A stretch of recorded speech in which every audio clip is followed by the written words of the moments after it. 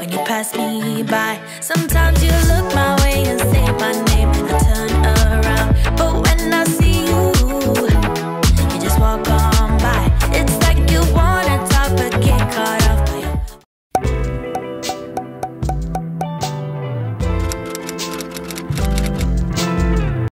Hi mọi người, dòng son Creamer Velveteen mới ra mắt của Etude House Trang thấy siêu hot luôn. Lướt TikTok hay là Instagram đều có rất là nhiều bạn review và khen dòng son này. Nên video hôm nay thì Trang sẽ swap và review xem dòng son này có thực sự như mong đợi không nha.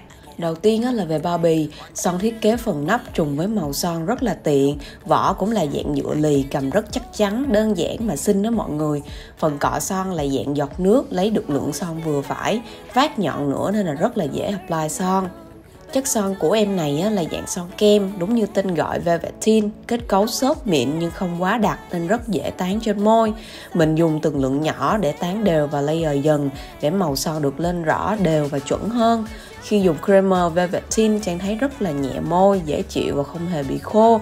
Tuy nhiên nếu bạn nào mà nhiều da chết thì nên xử lý và dưỡng môi kỹ, thì dùng son nào cũng lên mới được đẹp nha.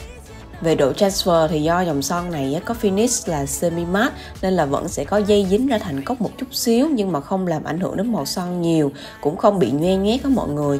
Sau khi ăn đồ dầu mỡ hay là một bữa to thì sẽ trôi gần hết, nhưng mà lớp stain thì vẫn bám tốt và rất đều. Tốt nhất vẫn là nên reapply lại sau mỗi khi ăn uống hoặc là sau 4-5 tiếng để màu son được lên đẹp hơn. Màu 01 là tông đỏ cam gạch, đỏ thẫm hợp mọi tông da, hòa trộn đủ sắc đỏ, ít cam và ít nâu, nên đây sẽ là tông son đỏ rất là dễ sử dụng và không hề bị base hồng. Khi dùng màu son này thì mọi người đánh lồng môi sẽ không cần make up nhưng mà vẫn xinh và tươi tắn.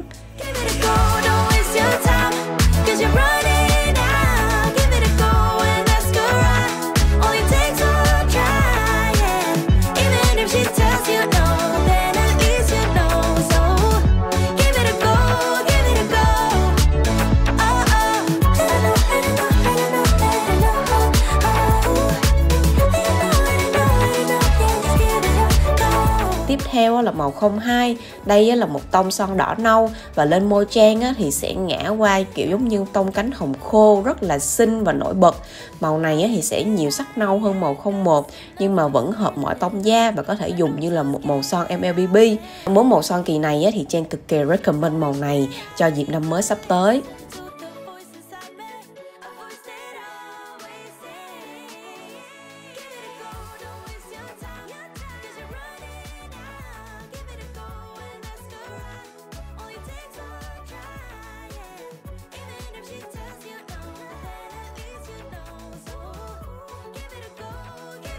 Màu 03 chính là màu son MLBB cho các bạn da ngăm, da tông ấm. Đây là tông son cam đất thời thượng cá tính nhưng vẫn không hề khó sử dụng. Màu son này thì sẽ hơi mỏng nên nếu muốn lên chuẩn màu mọi người nên apply ít nhất 3 lớp nha.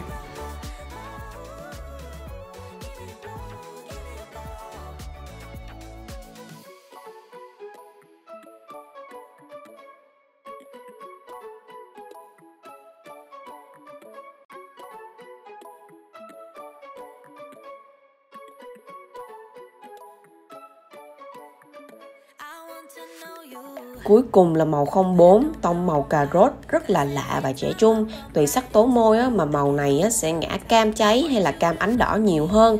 Vì là sắc son cam ánh vàng nên là màu son sẽ hợp da ngăm và cần make up cùng tông để tổng thể được hài hòa hơn nha.